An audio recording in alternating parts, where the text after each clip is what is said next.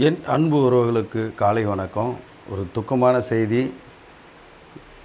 மதையான கூட்டம் டைரக்டர் விக்ரம் சிவகுமார் ஐயா இன்றைக்கி காலமாகிவிட்டார்னு சொல்லி செய்தியில் பார்த்த உடனே எனக்கு மனசு தாங்கலை. நல்ல ஒரு மனிதர், நல்ல ஒரு எழுத்தாளர். அவர் எழுதாத கதைகளே இல்லை. மிகப்பெரிய ஒரு திறமைசாலி. இது சினிமா துறைக்கு மிகப்பெரிய இறப்பு, பேர் இறப்புன்னு சொல்லுவேன் நான். அவரோட பழகவும் அவரோட நான் ஒர்க் பண்ணவும் எனக்கு ஒரு வாய்ப்பு. ராவணக்கூட்டம்னு ஒரு படம், ஐயா பாக்கியராஜோடைய சன்னு நடித்தார். அந்த படத்தில் பார்த்திங்கன்னா சென்னையிலையும் நடிச்சிருக்கோம், வெளியூரில் போய் நடித்தோம். ஒரு 10-15 நாள் ஐயாவோட நான் ட்ராவல் ஆகியிருக்கேன். அப்படி ஒரு திறமைசாலி, அப்படி ஒரு நல்ல மனிதன். சினிமா தவிர வேறு எதையும் நேசிக்க தெரியாத ஒரு ஆள். இந்த மாதிரி மனிதர்கள்லாம் கடவுள் கொண்டு போகிறீங்களே, எனக்கு ஒன்றுமே புரியல. என்ன நடக்குதுன்றதே புரியல. ஏகப்பட்ட காமெடி நடிகர்கள் இந்த கொரோனா காலத்துலேருந்து போயிட்டே இருந்தாங்க. விவேக் அண்ணன், மயில்சாமி அண்ணன், போண்டாமணி அண்ணன், இந்தமாரி நிறையா, நம்ம மனோபல் அண்ணன், இந்தமாரி நிறைய பேருடைய இரங்கலை பார்த்து பார்த்து பார்த்து நம்ம மனசு கல்லாகிட்டு தான் அந்த சினிமாவில் வாழ்ந்துகிட்டு இருக்கோம். அந்த ராவணக்கூட்டம் படத்தில் அருமையான ஒரு கேரக்டர் கொடுத்தாரு. நான் நடித்தேன் படத்தில், ஒரு 15 நாள் நடித்தேன்.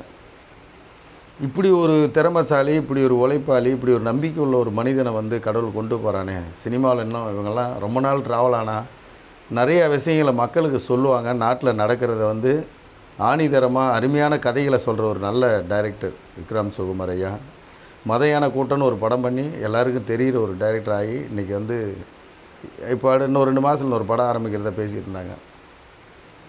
அதில் பார்த்தீங்கன்னா, நான் நைட் ஷூட்டிங்கு 2 மணிக்கு, என்னுடைய நெஞ்சு முட்டு புல் அளவு ஒரு இடத்துல நைட் 2 மணிக்கு ஷூட்டிங் போகுது. சாப்பிட மாட்டுறாரு, கொஞ்ச நேரம் உட்கார மாட்டுறாரு கீழே.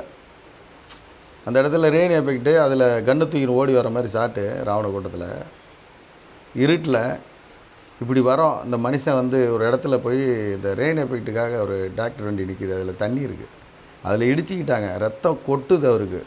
அதில் ஒரு துணியை அப்படியே தலையில் அமுக்கிட்டு ஷாட்டுக்கு ரெடி போவோம் ஷூட்டிங் போவோம். இல்லைண்ணே ஹாஸ்பிட்டலுக்கு போங்க, தையல் போடுங்க, செப்டி இன்ஜெக்ஷன் போடுங்கண்ணா. வேணாப்பா, பண்ணும்ப்பா, இன்றைக்கி இது எடுத்துடணும்ப்பா, அந்த சீன் எடுத்துடணும்ப்பான்னு.